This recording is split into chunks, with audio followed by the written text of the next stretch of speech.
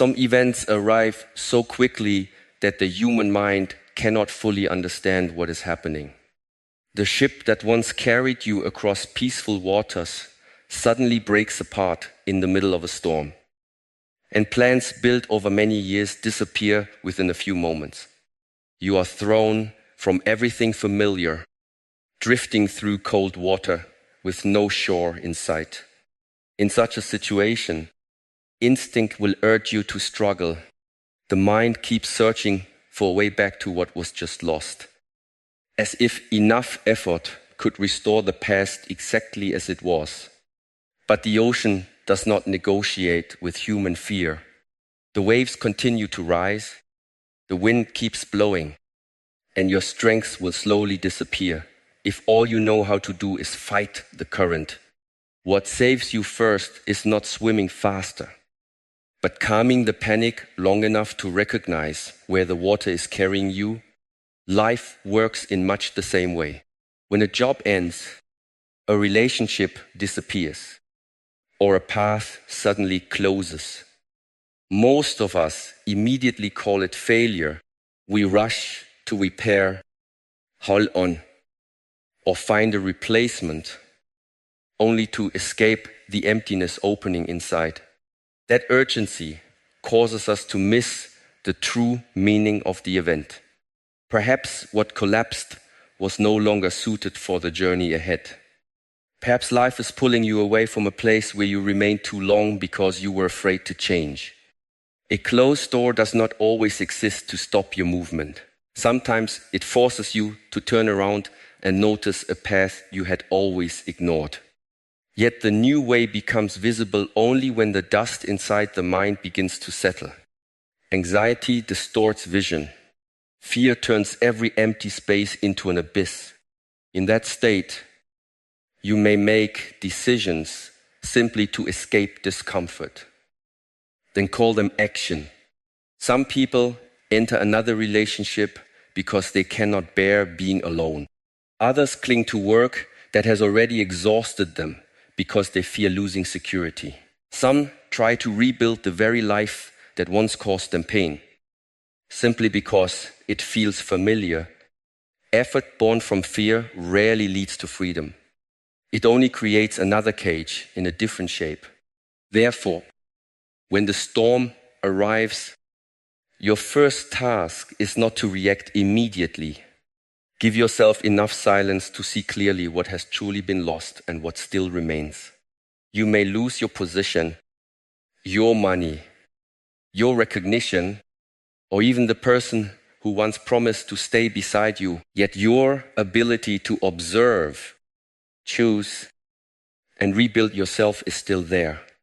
This is the territory that circumstances cannot conquer unless you surrender it willingly. Composure in adversity is not indifference. It is the discipline of preventing your energy from being consumed by useless thoughts. Instead of repeatedly asking why life has treated you this way, look at what the event is revealing within you.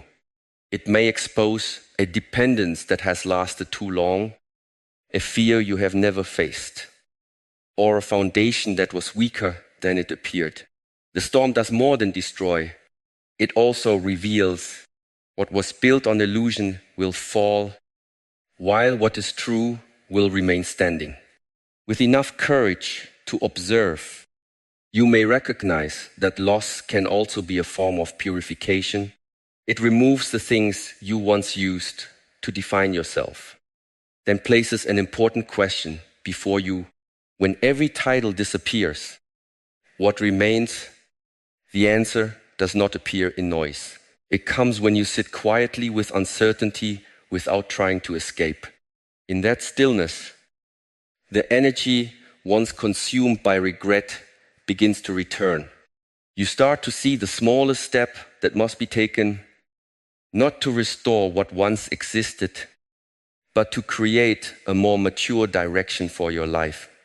A person with inner strength does not demand a calm sea before learning how to keep balance.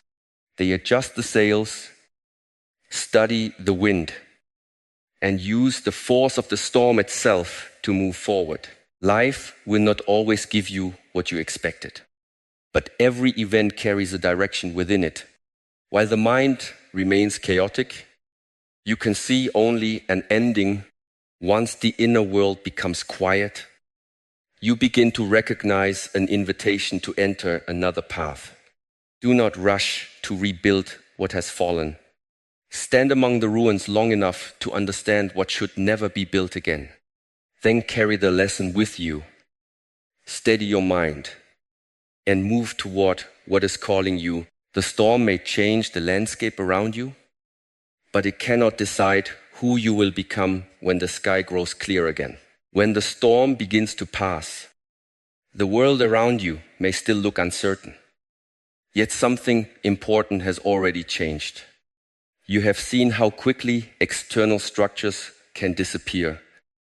And this realization can either make you more fearful or more awake. The wiser path is to understand that security was never meant to come entirely from circumstances. A title can be removed. Money can lose value. People can change.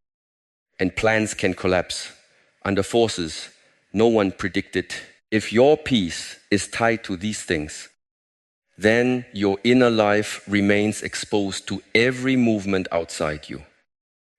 This is why those who carry great responsibility often seek silence before the day begins. They know that influence in the outer world means little without order within. A person may command companies, lead armies, or hold the attention of thousands, yet still be ruled by anger, insecurity, praise, and fear. Power over others cannot repair the absence of power over oneself. The only territory that truly belongs to you is the mind you inhabit.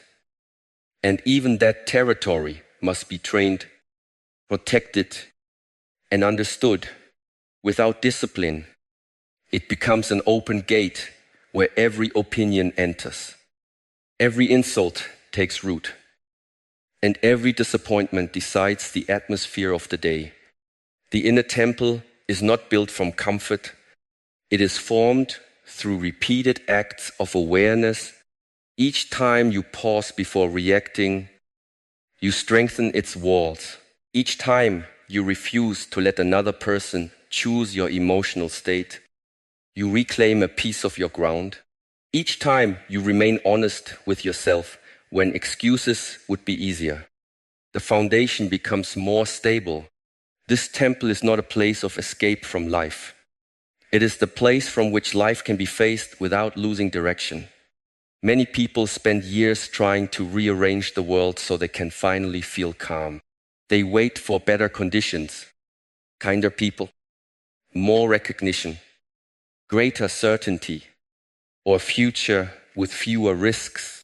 Yet the world does not remain still long enough to satisfy that demand. One problem ends and another appears. Approval arrives. Then thought is, success offers relief, but soon creates a new fear of losing what has been gained. A mind that depends on perfect conditions will never rest because perfect conditions do not exist. Inner stability begins when you stop asking reality to become harmless. You start training yourself to meet reality with clarity. This does not make you cold. It allows emotion to move through you without taking command. Sadness can be felt without turning into despair. Anger can be noticed without becoming destruction. Fear can offer information without becoming a master. The goal is not to erase what arises inside, but to create enough space between feeling and action so that wisdom has time to enter. Within that space, freedom becomes possible. The person who insults you may control the sound that reaches your ears, but not the meaning you choose to give it. A setback may alter your schedule, but it does not have the authority to define your worth. Uncertainty may surround the next step, yet it cannot force you to abandon your principles. These distinctions are small, but they separate a reactive life from a self-directed one. The quality of your days depends less on what enters them than on what your mind does with what arrives. A calm mind does not make every situation easy. It prevents difficulty from multiplying through careless interpretation. When the inner world is neglected, one event can create 10 imagined threats. A delayed answer becomes rejection, criticism becomes humiliation, and an unexpected change becomes proof that everything is falling apart. Awareness interrupts this chain before it gains momentum. It brings you back to what is actually happening, rather than what fear has added. From there, energy can be used with precision. You can respond to the real problem instead of fighting a story created by anxiety. This is the quiet strength of the inner temple. It filters noise, protects attention, and keeps your values visible when emotion becomes intense. No one can build it for you. Teachers may offer methods, books may provide language, and hardship may reveal where the walls are weak. But the construction remains your responsibility. It happens in ordinary moments when no one is watching and no reward is immediate. You build it when you begin the day without surrendering your attention to noise. You strengthen it when you remain steady during conflict. You enter it when confusion rises and you choose observation before judgment. Over time, the mind becomes less like an open battlefield and more like a guarded sanctuary. Thoughts still appear, emotions still move, and the world continues to change. But not everything is allowed to rule you. From this protected ground, you no longer search desperately for safety in unstable places. You carry a center that can travel with you. Once that center becomes strong, the next step is to prepare it before the pressures of the day begin. Because a temple left unguarded at dawn may be invaded before noon. A temple left unguarded at dawn may be invaded before noon. And the same is true of the mind. The first hour of the day quietly shapes the way you meet everything that follows. Before messages arrive, before demands begin, before the world starts pulling at your attention, there is a brief period when your inner state is still yours to direct. Most people give this moment away without noticing. They reach for noise, absorb the moods of others, and enter the day already scattered. A warrior prepares differently. He does not wait for pressure to reveal his weakness. He studies the possible difficulties before they appear, not to become fearful, but to reduce their power. Each morning, sit with the understanding that plans may change. People may disappoint you. Delays may test your patience. And unexpected problems may demand more from you than you intended to give. This is not an invitation to expect disaster. It is a way of training the nervous system to remain steady when reality refuses to cooperate. A person who assumes the day will unfold perfectly becomes fragile the moment it does not. Small disruptions feel personal. Ordinary resistance feels unfair. And emotion begins to govern behavior. Preparation changes this pattern. When the mind has already considered difficulty, the first shock becomes smaller. You recognize the situation instead of being consumed by it. The obstacle no longer feels like an attack on your life. It becomes part of the terrain you were prepared to cross. Imagine the moments most likely to disturb your balance. See the conversation that may become tense. The work that may demand patience, the silence that may trigger insecurity, or the failure that may tempt you to doubt yourself. Then rehearse the response you wish to embody. Picture yourself breathing before speaking. See your attention returning to the task instead of following frustration. Feel the decision to remain aligned with your values, even when emotion urges you toward reaction. The mind learns through repetition, and a response practiced in stillness becomes easier to access under pressure. This is mental inoculation. You introduce a small image of discomfort while you are calm, so the real experience does not overwhelm your system later. Ancient warriors sharpened their weapons before battle. A modern person must sharpen awareness before entering the noise of the day. Without this preparation, the mind becomes easy to provoke. One careless comment can destroy hours of focus. A delayed result can awaken old fears. A minor inconvenience can expose how little control was present beneath the surface. Morning training creates distance between the event and the response. That distance may last only a few seconds, yet within it lies the possibility of a different life. You begin to notice that discomfort does not require immediate obedience. Anger can rise without speaking through your mouth. Anxiety can appear without deciding your direction. Fatigue can be present without lowering your standards. The practice is simple, but simplicity should never be confused with ease. To sit quietly and face the possibility of difficulty requires honesty. The mind prefers pleasant fantasies because they ask nothing from character. Real preparation asks you to look at where you are still reactive, dependent, impatient, or afraid. It reveals the places in your inner temple that remain unprotected. Once seen, these weaknesses no longer need to be hidden. They can be trained. Choose one quality to carry into the day. It may be patience, restraint, courage, precision, or calme, attention. Do not treat it as an idea. Give it form through action. Decide how patience will speak when someone tests you. Decide what courage will look like when avoidance feels easier. Decide how restraint will guide your words when pride wants to defend itself. A value becomes strength only when it survives contact with reality. Morning reflection prepares that contact. It turns principle into readiness. Over time, the day stops feeling like something that happens to you. It becomes a field where character is practiced. Every delay trains composure. Every disagreement becomes an opportunity to protect clarity. Every uncertainty invites you to remain rooted without demanding immediate answers. This does not remove hardship, but it transforms your relationship with it. You stop entering life as an unprepared victim of circumstance and begin meeting it as someone who has already chosen how to stand.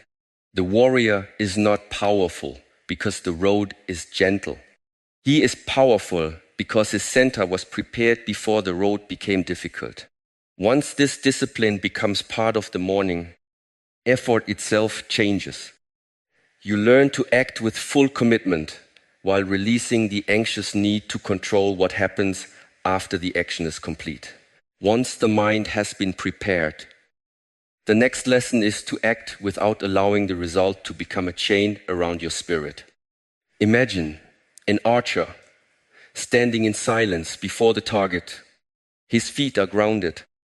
His breath is measured. His attention is gathered into one clear line.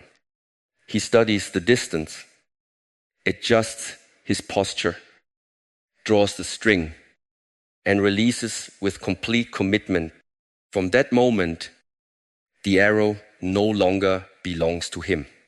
Wind may shift, the target may move, or conditions may change beyond his control. His responsibility ended with the quality of the release. This is the difference between disciplined effort and anxious attachment. Many people claim to be working toward a goal, yet beneath the effort there is a hidden demand. They believe success must arrive in a certain form, at a certain time, and prove something about their worth.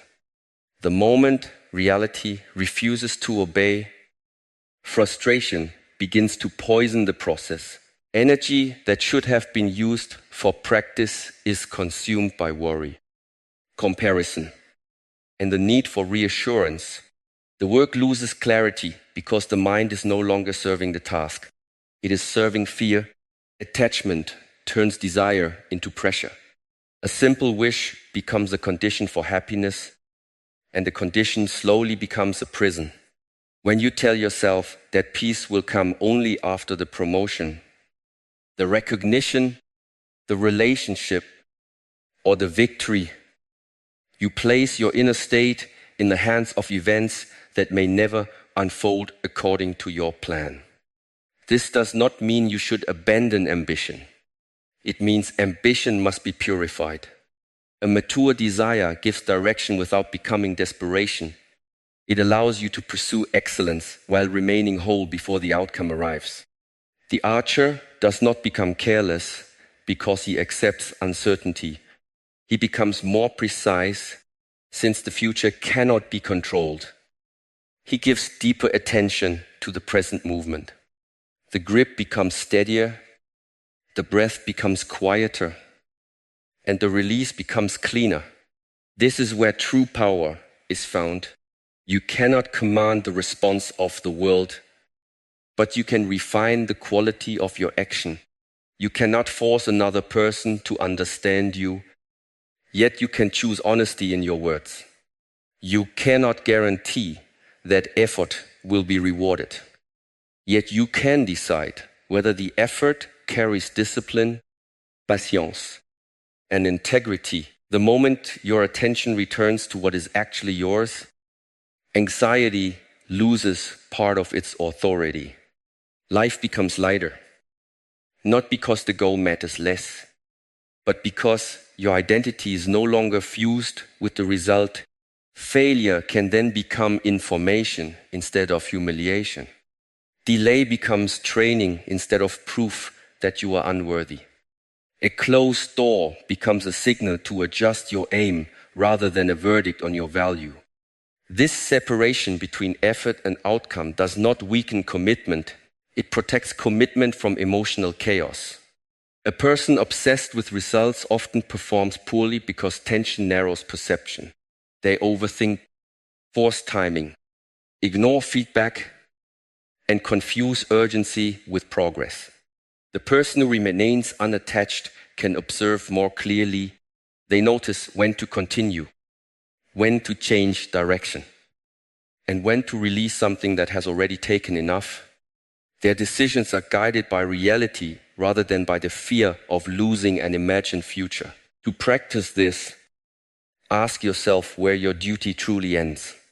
If you are preparing for an opportunity, then study, train, and arrive ready. If you are building something, then give attention to the craft. If you are repairing a relationship, then speak truthfully, listen carefully, and act with respect. After that, the response belongs to life. You may influence it, but you cannot own it. Trying to control what lies beyond your reach only divides the mind and weakens the hand. The arrow must leave the bow. Keeping it drawn forever does not increase accuracy. It only exhausts the archer. There comes a point when preparation must become release, and release must be followed by acceptance. This is where freedom begins. You act fully, yet your peace does not depend on applause. You pursue what matters, yet you remain capable of walking away when the path reveals a different lesson. You care deeply without demanding certainty. Such a person is difficult to break because disappointment cannot take away the discipline already developed through the attempt. Every sincere action leaves something behind. Even when the visible goal is missed, skill grows, judgment sharpens, character deepens, and the next decision is made from greater understanding. The target is never the only reward. The archer himself is being shaped by every release. Once this is understood, Obstacles no longer appear as enemies standing between you and the life you want. They become material. And the next lesson is learning how to use that material as fire. Once you understand that every obstacle can become material, the question is no longer how to avoid difficulty, but how to use it. A great fire does not complain about what is thrown into it. Dry wood, broken branches, and fallen leaves all become part of the same flame. The fire transforms whatever reaches it into greater heat. This is the spirit of amor fati, the willingness to accept the whole of life and turn each experience into fuel for growth. Acceptance here is not passive surrender. It is the refusal to waste strength arguing with what has already entered your path. The event has happened. The door has closed. The loss has taken place. And reality will not reverse itself simply because the mind rejects it. Resistance adds a second wound to the first. Pain may come from the event, but prolonged suffering often grows from the demand that the event should never have occurred. The mind keeps returning to an imagined version of life, one where the betrayal never happened. The opportunity was not lost. The body did not fail, or the plan unfolded without interruption. Each return deepens the distance between what is and what you insist should be. Energy becomes trapped in that distance. Amor fati closes it. You meet the moment as it stands. Then ask, what can be shaped from it?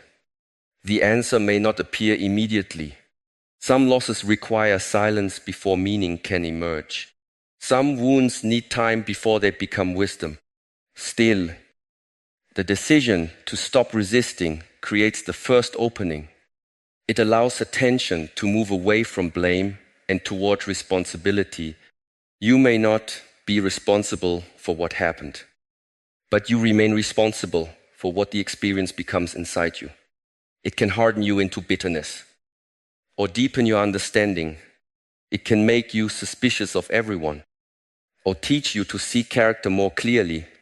It can reduce your life to a story of injury or become the pressure that reveals strength you had never been forced to develop. The event provides the raw material. Your response determines the form. This is why adversity often becomes a hidden teacher. Comfort rarely shows the full structure of a person. It allows weakness to remain covered and dependence to feel harmless. Difficulty removes that protection. Under pressure, impatience appears. Fear becomes visible. Pride begins to speak. And old habits search for control. What rises is not created by the obstacle. It was already present, waiting beneath the surface. The obstacle simply brings it into the light. Once revealed, it can be trained. A difficult person may teach you where your boundaries are weak. A failure may expose where preparation was incomplete. Rejection may show how much of your worth had been placed in the approval of others. Loneliness may reveal that you never learned how to remain in your own company without distraction. These lessons are uncomfortable because they remove excuses. They return the work to your hands. The path becomes stronger when you stop asking why it is rough and begin studying how to walk it. A stone in a road can injure the careless traveler. Yet the same stone can become a step for the attentive one. Nothing about the stone changes. The difference lies in the quality of awareness. To love fate does not mean celebrating cruelty or pretending that every experience feels good. It means refusing to let any experience become useless. Even grief can deepen gratitude. Betrayal can sharpen discernment. Delay can develop patience. Defeat can remove arrogance and rebuild skill on a more honest foundation. When every event is given a place in your development, life no longer divides so easily into what should have happened and what should not. The question becomes simpler. What is this moment training in me? That question protects the mind from becoming a victim of circumstance. It restores movement where resentment created paralysis. The person who practices amor fati does not wait for the road to become gentle. They learn to meet each surface with the right step. Their strength comes from adaptability, not from controlling the terrain. Wind strengthens the roots of a tree because the tree responds by reaching deeper into the ground. Fire hardens metal because the metal is allowed to pass through heat. The human spirit develops in the same way when pressure is met with awareness. What once seemed like an interruption becomes part of the training. What felt like an enemy becomes an instructor. Eventually, you stop asking life to remove every burden and begin asking for the clarity to carry the right ones well. You understand that scars do not always mark where you were defeated. Sometimes they mark where a weaker version of you ended. The wound remains part of the story, but it no longer controls the direction. You have taken what arrived without permission and given it purpose. This is how poison becomes medicine. The transformation is completed when the day ends and you are willing to look back with honesty, because experience becomes wisdom only after it has been examined. Experience becomes wisdom only after it has been examined. And the evening offers a quiet place for that work. When the noise of the day begins to fade, sit with yourself before sleep and review what has passed without judgment or excuse. Most people carry their actions into the night without understanding them. They repeat the same reactions, defend the same habits, and wake the next morning with no greater awareness than before. Time moves forward, but character remains in the same place. Reflection interrupts this pattern. It turns an ordinary day into